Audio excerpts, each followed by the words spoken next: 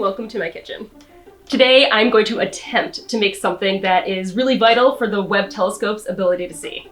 So let's give it a go. But first I have to make some distilled water.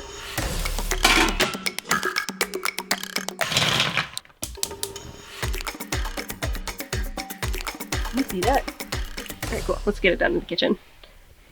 It's a salt crystal.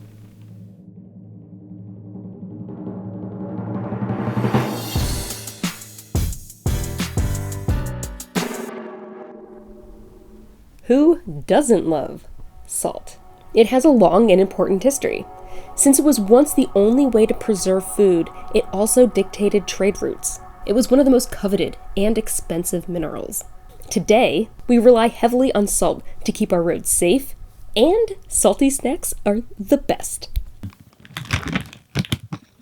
Webb needs salt. Not this tasty kind, but as a lens. So there are different types of lenses. Mirrors are a reflective lens that bend the light. And then there are transmissive lenses that allow light to pass through them. Here's the kicker. Visible light, it behaves differently than infrared light. So glass absorbs infrared light, but salt doesn't. The type of salt in here is sodium chloride, or NaCl, and even though it's the most common type of salt on Earth, it is not the only kind. Salts are more than something you sprinkle on your food. A salt is a combination of two things: a positively charged element, usually a metal, from groups 1 or 2, and a negatively charged halide, usually from groups 16 or 17. They get their charge by either gaining or losing a negatively charged electron. So Webb uses 3 kinds of salt lenses: lithium fluoride, barium fluoride, and zinc selenide. So making these lenses happens to be pretty tricky.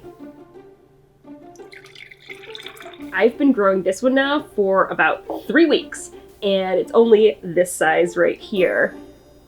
The lithium fluoride lenses that Webb uses have to be absolutely perfectly grown. So to be optically useful, it needs to be completely clear, unlike my homegrown little crystal over here, and be molecularly consistent. That means that the structure of the molecules are absolutely the same everywhere. Then they have to be cut, and then they have to be polished. Considering what these lenses will do, they are sure worth their weight in salt.